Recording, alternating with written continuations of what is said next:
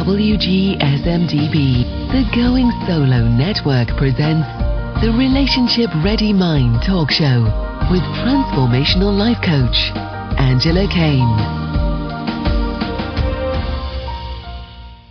Good afternoon, everyone, and welcome to the Relationship Ready Mind Talk Show. My name's Angela Kane, and you're listening to WGSN-DB, the Going Solo Network.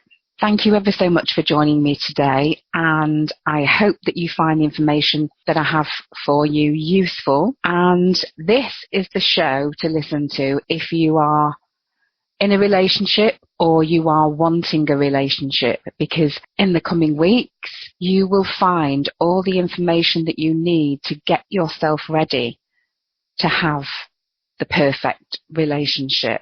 And you might think that doesn't exist, but it does. And I'm not saying that you won't ever have disagreements or anything like that, but when you become conscious, when you become aware of your limiting beliefs, and when you become aware of your reactions and your triggers and start to understand the mind more and what our belief structure actually does to us from even before we're born, when we're still in the womb, we're building our belief system even then. And our core beliefs are actually formed very, very early in life before we can speak, when we're still pre-verbal. And so all the information that I'm going to be sharing with you over the coming weeks will help you, first of all, and most importantly, become a whole, fully functioning person rather than what I call a fractured personality. And it will also help you develop better relationships in that special relationship with the person that you love, or whether it's just with work colleagues or your family members, friends, whoever it is. The first person that you always need to work on when anything's going wrong in your life is you. And so in previous podcasts and over the coming weeks, I'm going to be sharing information, tools and tips with you that will really help you to become that whole person. And from there, the world's your oyster, as they say. And so last week, and I think the week before, I was talking to you about a book that I've just written, which is called From Fear to Fabulous. And in that book, I talk about the 7 transformational steps that I take my private coaching clients through. And I'm going to be sharing that with you this afternoon. I'm going to be sharing another part of the book with you this afternoon. And so this afternoon, what I want to talk about is what I call the I'm not enough syndrome that many, many of us suffer from. In fact, everybody I've ever met, I think, suffers from that. And I know in my work with women that pretty much, well, definitely every woman that I've ever met or worked with suffers from this syndrome. And well, what is it? What does it mean? Well, what it means is that you believe that you're not enough, and that you're seeing other people's actions or lack of them and your experience as being directly linked to your worth, your self-worth. And even if you haven't specifically done anything to bring about something, you know, if something happens and you haven't particularly, or you don't feel that you've caused it, at some point you've taught yourself that this wouldn't happen to a better person. And it's happened to you because you are, fill in the blanks. And much of your emotional schooling happens in childhood, as I said before, and even from a very, very young age. And if how you're treated by your parents or people of authority and your emotional interactions didn't communicate to you that you're a person of value and worthwhile, then that's the lens that you'll use to navigate and view the world. So you won't handle rejection very well. You'll shoot down some of your capabilities, or you'll overcompensate for them in other areas. Low self-esteem is like a special language. And in your mental translation book, when you look up what certain things mean, you keep getting back the same meaning. So you will think things like, if your parents didn't stay together, there's something wrong with you. It means you're not good enough. Or if you didn't get the job that you went for, there's something wrong with you. You're not good enough. Or perhaps your parents were alcoholic or drug addicts, and that means there's something wrong with you. You're not good enough. Otherwise, why would they do that? Your relationships don't work out. That means there's something wrong with you. You're not good enough. When you've got low self-esteem, and when you follow the path of your choices and actions, and your thinking and beliefs behind it, right down at the starting point, it's likely that it stays, I don't believe I'm good enough. And in feeling this way, you just can't believe that you're a person of value, that you're worthy of a better relationship, that you deserve to have boundaries respected, or to be able to vocalize your concerns and opinions. You'll be cautious of people that don't have similar outlooks. And if you get involved with them, you may think they're too nice, or even privately wonder why on earth they're hanging out with you. You'll find any reason to sabotage things when they're going well. You won't be convinced that a valuable person and a valuable relationship would want to have you in it. You'll take refuge in a limited relationship and then focus on their problems. When you don't have good self-esteem, it's because in having conditional love for yourself, you try to get people and sometimes objects or even substances to create feelings in you that you don't feel yourself. And all beliefs create feelings, and you make external sources the solution to your internal problems. After all, if you don't like and love yourself, why would you believe that anybody else could love you?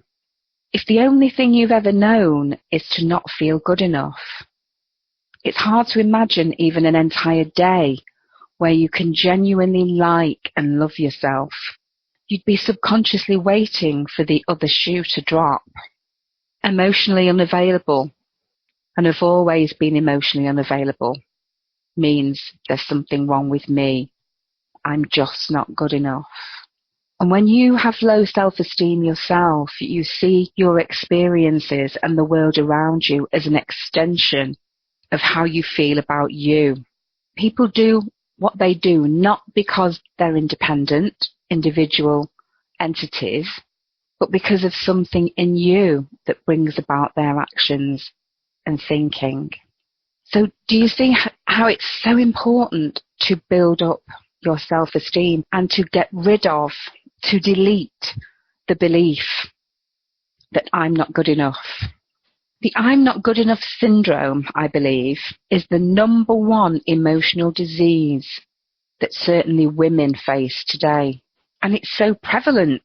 And I do know that many men suffer from this also. But as I specialise in working with women, that's what I'll be talking about mostly during this show.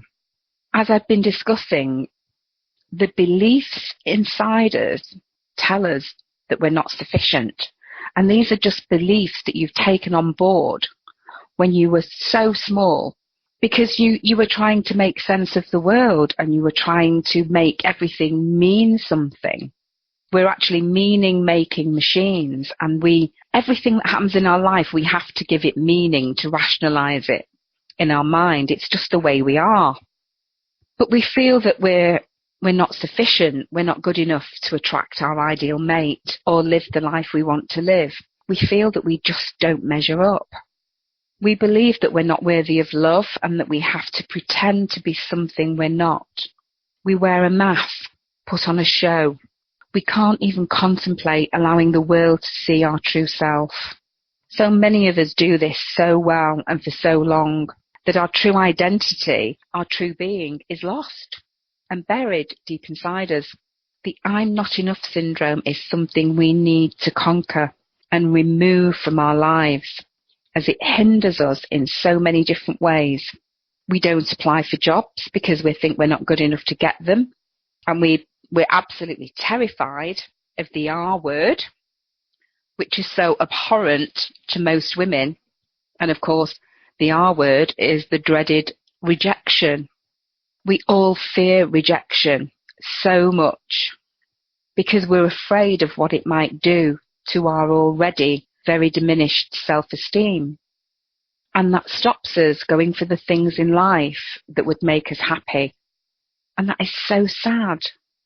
And I know from my own experience, perhaps better than most, that I've held back from so many things because I thought I wasn't good enough. And consequently, I let those opportunities slip by. But here's what I've learned from that. You experience what you believe. Whatever you think is possible for you and your situation is what will come true for you. Your beliefs create your reality. And as I said earlier, those beliefs are mostly very limiting and formed out of our wounds. The amount that you value yourself is very different if it's viewed from the whole self instead of the fragmented self. And that's why it's so important to take the necessary steps to return to wholeness. And we're all fragmented unless we've done oodles and oodles of work on ourselves. But we want to get back to our essence, the essence of who we are, instead of functioning from the ego mind, which is so fragile and often paralyzes us because of our fears. The only thing that holds us back are our fears. But believe it or not, you can learn to move through your fears. You can learn to build up your self-esteem. You will always feel fear. It's a natural emotion. It keeps us safe. It's necessary. But when you're operating from your essence, fear won't stop you taking action on your dreams. It's a practice, and it's entirely possible and doable, but you have to put in the effort. We're all afraid of rejection on some level. I'm sure you'll agree with that. No one likes it, but you have to remember it's just that person's point of view, and you don't have to accept it. So let me say that again. You don't have to accept rejection.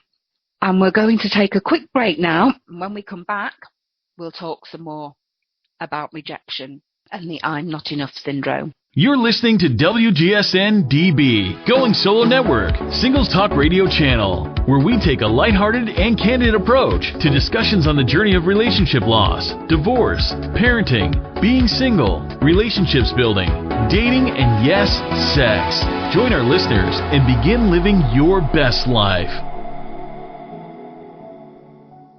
Hello and welcome back to the Relationship Ready Mind Talk Show with me, Angela Kane.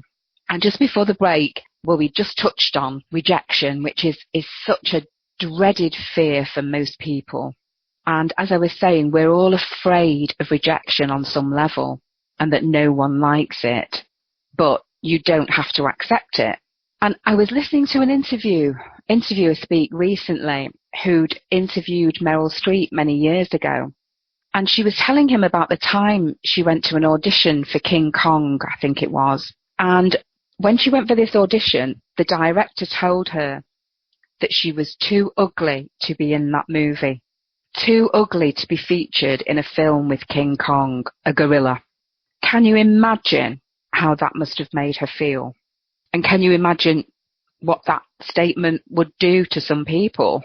I know what it would have done to me had I been her in that situation. And many, many people would have given up there and then the dream of acting and never pursued it again after that rejection. But not Meryl Streep. She decided to take the view that it was just that person's opinion and not to accept the rejection and let it rob her of her dreams. And of course, the rest is history.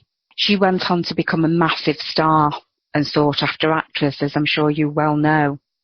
However, if she had taken on board the comments from that director, her life probably would have taken a very different turn. And the message that I want you to take from this is that you don't have to take on negative comments. You decide whether to accept or reject a comment or not. You decide what you will and won't accept, and you choose, and this is very important, you choose what you allow into your mind. And a comment that has a high emotional charge for you is much more likely to go into the subconscious mind and become a belief rather than something that is very off the cuff and not very personal to you. You probably will just dismiss it. So my advice would be, leave the negative comments with the other person. Reject them. Don't allow them in. If you do that, it will not inhibit you and stop you moving forward with your plans and dreams. If you decide to reject a negative comment or thought pattern that pops into your mind, know that your mind cannot hold conflicting beliefs, so that negative comment will not have a long-lasting effect on you if you consciously decide to let it go. Fear is so debilitating and holds us back.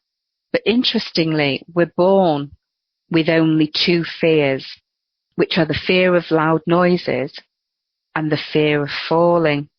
All other fears we learn as we go through life from the beliefs that we form from our parents, teachers, society, and others. So what you need to do instead is to believe in yourself and create your own opinions about yourself and the world around you, and not listen to the government or the media that want to keep you in fear with their brand of brainwashing every single day. It's time to wake up. Most people live their lives in a walking sleep. Once you become awake, you start to see the world very differently. So make a decision not to let your fears and beliefs hold you back from what you want, and set an intention of how you want your life to be. Because if you don't, it will probably just amble along and you'll accept whatever life throws at you, thinking you can't change it. Decide to step into your brilliance and become the master of your life. You may feel that you've not yet found your path, your brilliance, but I promise you it's there. And I found mine quite late in life, but when I did, everything changed. I used to think I was stupid, and now I know I'm not. I've let that belief go. I hadn't discovered my purpose. And now I share my knowledge and experiences with many other women around the globe. And I've just written a book, and that's another reason why I'm doing this show, to help you to let go of your limiting beliefs too. It's never too late to start to do what you want to do and to find your purpose in life. Stop the self-destructive patterns and learn how to remove the junk from your mind, and understand that rejection is part of your wound, and don't let it stop you. What's the worst that can happen if you get rejected for something, or you go for a job and you don't get it? Well, I'll tell you, nothing. You might feel a bit disappointed for a few hours or a day, but then you pick yourself up and move on to the next thing. You will not fail if you're determined to succeed. You just need to keep going. How many times did Edison fail before he created the light bulb? How many times did the Wright brothers fail before they got a plane off the ground? But they kept on going. They didn't listen to the naysayers that repeatedly told them it wasn't possible. They just kept on trying. And sure enough, they succeeded. The only reason you'll fail is if you give up. You make your beliefs, and then your beliefs make you. You can't heal what you're oblivious to. You can't fix what you don't understand. So make it your business to find out what is holding you back. Find the root of the problem. Do not just attempt to put a plaster over it, because that will only work for a very short time. Almost all problems stem from a sense of lack or fear of not being worthy, of not being good enough. So pluck up your courage and decide to face your fears head on and get some help to resolve them if you want to change your life. Investing in yourself is the best investment you will ever make. One thing you can do right now is to start looking in the mirror and looking into your own eyes and tell yourself every day that you are enough, that you're valuable, and that you deserve the very best that life has to offer. This is a very powerful and healing practice and well worth the very short amount of time and effort that it takes to do it. As many stars as there are in this night sky, as many grains of sand that exist on all the world's beaches. That's how often opportunity knocks. That's how many second chances you get. And that's how many voices whisper your name each day. And so I will leave you with that thought. But please do think about what I've said. Listen to the show again. I have done specific shows in the past about beliefs as well, so go back to those and listen to those, because believe me, they really will help you. And if you have any questions or you would like my help with anything, then please do contact me. You can click on the Ask Angela button on the page, or you can email me directly at angela@angelakane.com. You can connect with me via my website, which is www.angelakane.com. And I'd like to thank you for spending this half hour with me. I know that your time is really valuable, and I do appreciate you spending it with me. And I will wish you a wonderful week until next time. And you have been listening to WGSN-DB on the Going Solo Network with me, Angela Kane. Take care, everyone, and thanks for listening. Bye.